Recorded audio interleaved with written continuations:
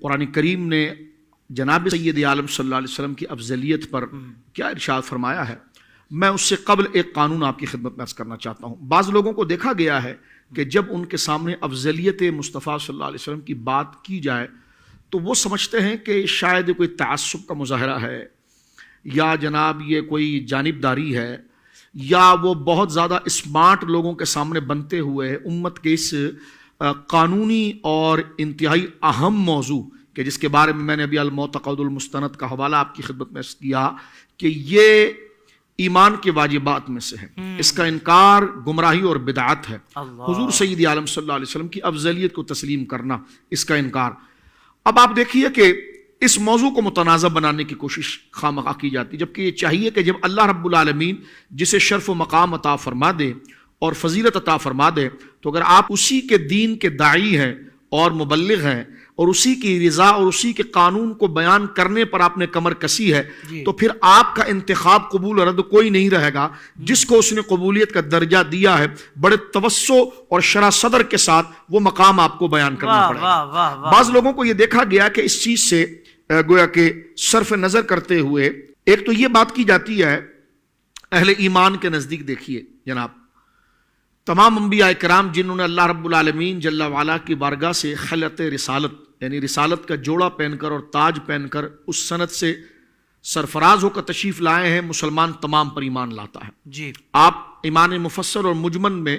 وہ رسول ہی کہتے ہیں کہ ہم تمام رسولوں پر ایمان لائے، اب چاہے وہ بعض احادیث میں 12,000 ہیں، بعض میں 1,24,000 ہیں، ہم کہتے ہیں کم و بیش جتنے بھی کم ہیں اس سے یا زیادہ ہیں ہم سب پر ایمان لاتے ہیں۔ لیکن اس کا یہ ترجمہ کرنا بعض لوگوں کو اپنے علم کے ذوم میں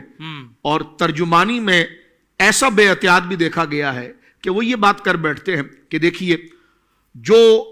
حضرت عیسیٰ علیہ السلام کو تسلیم نہ کرے جی وہ مسلمان نہیں ہو سکتا، جو حضرت عیسیٰ علیہ السلام پر ایمان نہ لائے، جو حضرت موسیٰ علیہ السلام پر ایمان نہ لائے وہ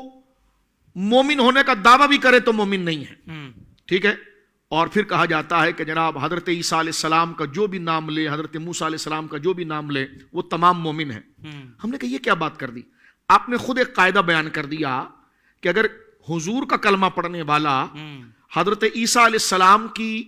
نبوت کو تسلیم نہ کرے تو حضور کا کلمہ پڑھنا اس کو فائدہ نہیں دے گا اور وہ مومن نہیں رہے گا۔ تو آپ کے نزدیک بھی کچھ عقیدہ اور کچھ غلطی ایسی ہے کہ جس کے بعد نام لینے کے باوجود بھی کسی خاص نبی کا کلمہ پڑھنے کے باوجود بھی بندہ غیر مسلم ہو سکتا ہے، بلیور نہیں لے سکتا، نان بلیور ہو سکتا ہے۔ وہ تو آپ نے خود بتا دیا کہ اگر ایک مسلمان مثلا کہا کہ جناب حضور کا کلمہ پڑھنے والا اگر حضرت عیسیٰ علیہ السلام کو نہ مانے تو کہا وہ مومن نہیں ہے، تو میں نے کہا آپ کے نزدیک پتا چلا کہ نبی کا انکار بندے کو ایمان سے نکالتا، کہ لگے ہاں۔ میں نے کہا اب کوئی حضرت عیسیٰ کا نہ ماننے والا وہ حضور کا انکار کر دے تو اس کو آپ نے بلیور کیسے کہہ دیا؟ اس خیانت کا جواب آپ کو خدا کی بارگاہ میں دینا ہوگا۔ بہت بہترین ایک میں نے قاعدہ آپ کو بتا دیا، یہ قرآن کریم میں زبردست قسم کی تحریف ہے، کمال بات کر اور یہ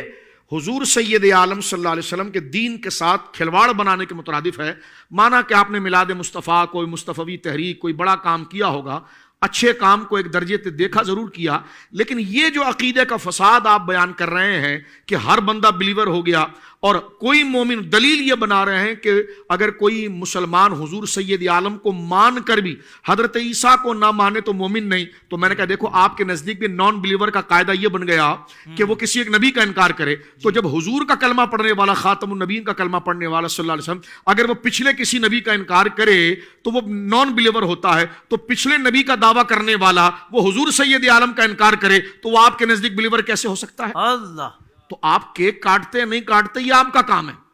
لیکن آپ جو اسلام میں تحریف کریں گے اور الٹا قاعدہ بیان کریں گے، آپ کسی کی آنکھوں کا تارا بننے کی فکر نہ کریں، آپ اللہ کا بندہ بننے کی فکر کریں۔ واہ واہ واہ واہ واہ، کسی کا محبوب بننے کی بجائے بندے کو چاہیے کہ وہ اللہ کا بندہ بننے کی فکر کرے۔ اور میں یہ کہنا چاہتا ہوں یہ اونچی ٹوپی، یہ جبہ، یہ قبہ، یہ علمیت کی جتنے الحاقات فضیلت کی ہے،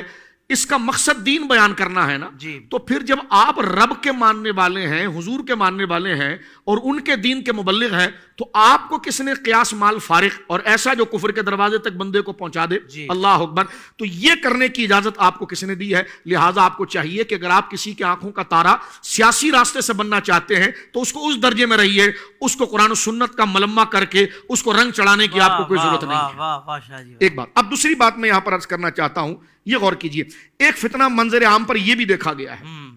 جس طرح مفتی صاحب نے بھی ذکر کیا. میں اس قرآنی آیات کی طرف آنے سے پہلے عرض کرنا چاہ رہا ہوں. اور حافظ صاحب قبلہ معاشرے میں ایسے لوگوں کو بھی دیکھا گیا ہے کہ جب آپ یہ نظریہ بیان کریں، حضرت علامہ مفتی عابد مبارک صاحب قبلہ یہ بیان کریں، ساری امت یہ بیان کریں کہ حضور سید عالم صلی اللہ علیہ وسلم تمام خلائق الہیہ میں، اللہ کی تمام مخلوق میں افضل ہیں، تو کہتے ہیں اس موضوع کی کوئی اہمیت ہی نہیں ہے. اور میں نے اس سے پہلے آپ کو المعتقد المستند سے حوالہ پیش کیا